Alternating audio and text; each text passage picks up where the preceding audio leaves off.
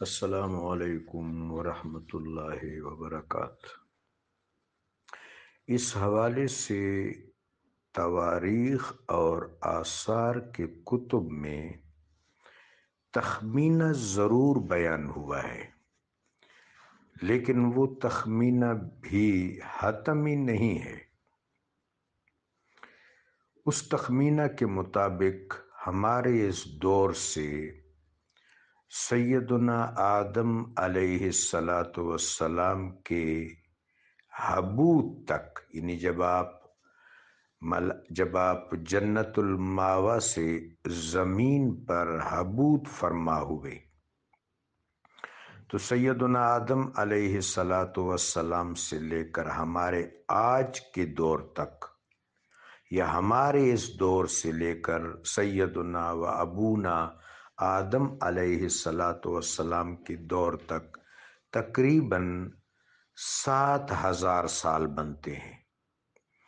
سیدنا آدم علیہ السلام کے دور سے نوح علیہ السلام کے دور تک 1,200 سال، نوح علیہ السلام سے سیدنا ابراہیم علیہ السلام تک 1,142 سال، اس طرح ابراہیم علیہ السلام سے لے کر موسیٰ علیہ السلام تک 565 سال، موسیٰ علیہ السلام سے داؤد علیہ السلام تک 569 سال، داؤد علیہ السلام سے سیدنا عیسیٰ علیہ السلام تک 1,356 سال، وہاں سے میرے آقا و مولا علیہ السلام تک تقریباً 600 سال یا 571 سال، لیکن وہ عیسوی تقویم کے مطابق۔ اس طرح ہمارے 1,500 سال بھی اگر میرے آقا و مولا علیہ السلام کے دور سے لے کر اب تک یہ 1,500 سال شامل کر لیے جائیں تو یہ تقریباً 7,000 سال، 7,000 سال کا دورانیہ بنتا ہے۔ لیکن یہ آثار نگاروں کا اور مورخین کا تخمینہ ہے۔ اس حوالے سے قرآن عظیم میں نص موجود نہیں ہے، احادیث مبارکہ میں بھی صریح ذکر نہیں ہے، آثار میں کچھ ذکر ہے۔ یہ جو میں نے تفصیل آپ کے حضور عرض کی، یہ ایک تو تاریخ سے لی ہے۔ محمد بن اسحاق رحمہ اللہ مورخ بھی ہیں، محدث بھی ہیں، اور ان کا دور میرے آقا و مولا علیہ السلام کے دور کے قریب ہے، وہ تبع تابعی ہیں۔ تاریخ ابن اسحاق یا سیرت ابن اسحاق مشہور ہے، آپ کے علم میں ہوگی۔ اس طرح امام ابن عساکر رحمہ اللہ مورخ بھی ہیں اور محدث بھی ہیں، تو ان کی معلومات پر زیادہ اکتفا کیا ہے۔ اس طرح ہمارے اس دور سے ہمارے بابا علیہ السلام کے دور مبارک تک، یعنی آدم صفی اللہ علیہ السلام کے دور مبارک تک، یہ کوئی 7,000 سال کا عرصہ بنتا ہے، لیکن یہ حتمی بات نہیں ہے۔ واللہ تعالی اعلم بالصواب، اللہ جانتا ہے اور ہم نہیں جانتے۔ جہاں تک قیامت کی نشانیوں کا تعلق ہے، حدیث جبریل میں میرے آقا و مولا علیہ السلام سے سیدنا جبریل علیہ السلام نے قیامت کی علامات پوچھی، اماراتہا، کہ کچھ نشانیاں بتائیں۔ تو آقا و مولا علیہ السلام نے فرمایا کہ جو لوگ مکارم اخلاق سے خالی ہیں وہ قوموں کے سربراہ بن جائیں گے، اور ان تلد الامۃ ربتہا، کہ کنیز اپنی مالکن کو جنم دے گی۔ اس کی توجیہ میرے آقا نے خود فرمائی کہ بچیاں جو عام طور پر ماں کی فرما بردار ہوتی ہیں وہ نافرمانی پر اتر آئیں گی، اور بھی کچھ نشانیاں چھوٹی موٹی بتائیں۔ اس طرح احادیث کو من حیث المجموع اگر دیکھا جائے تو چھوٹی علامتیں یا امارات یا نشانیاں 15 بتائیں میرے آقا و مولا علیہ السلام نے۔ اس میں کہ زکوٰۃ کو مال کا تاوان سمجھا جائے گا، والدین کی اطاعت ختم ہو جائے گی، حکمران ظالم ہوں گے، بے حیائی عام ہوگی۔ اس طرح کی 15-16 نشانیاں احادیث مبارکہ میں آقا و مولا علیہ الصلاۃ والسلام نے بتا دی۔ اور یہ نشانی بتانے کا ایک اچھا مطلب یہ ہے کہ اہل اسلام کو، اہل ایمان کو اس طرح کی کیفیات سے، اس طرح کے افعال سے اپنے آپ کو بچانا چاہیے اور اپنی ایمان کی حفاظت کرنی چاہیے۔ جہاں تک بڑی بڑی نشانیوں کا تعلق ہے، ان میں صفا و مروہ نامی ایک پہاڑی سے عجیب الخلقت جانور کا نکلنا، اس کا لوگوں سے کلام کرنا، جو لوگ صالح ہوں گے ان کے بغل کے نیچے سے سیدنا موسیٰ علیہ السلام کا عصا گزارنا، اور جو لوگ منافق و مردود ہوں گے ان کے ماتھے پر سیدنا سلیمان علیہ السلام کی مہر لگانا، سیدنا حضرت عیسیٰ علیہ السلام کا نزول، سیدنا حضرت امام مہدی علیہ السلام کا ظہور، مشرق سے آگ کا نکلنا اور لوگوں کے پیچھے بھاگنا، اس طرح ایک دن سورج کا مغرب سے طلوع ہونا، یہ بڑی بڑی نشانیاں ہیں۔ یہ نشانیاں جب وقوع پذیر ہو جائیں گی تو اس کے بعد یہ اس بات کی علامت ہے کہ اب یہ دنیا اپنے منطقی انجام کو پہنچے گی، ناسود کی بساط لپیٹ دی جائے گی۔ میرے آقا و مولا صلی اللہ علیہ وسلم نے فرمایا کہ قیامت ان لوگوں پر قائم ہوگی جن میں لفظ اللہ کہنے والا کوئی نہیں ہوگا۔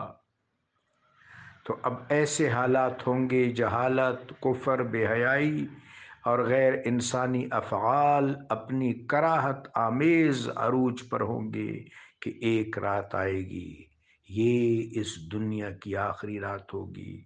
زیادہ ثقہ روایات کے مطابق عاشور کا دن ہوگا، جمعہ شریف کا دن ہوگا، 10 محرم الحرام کی تاریخ ہوگی، جمعۃ المبارک کا دن ہوگا۔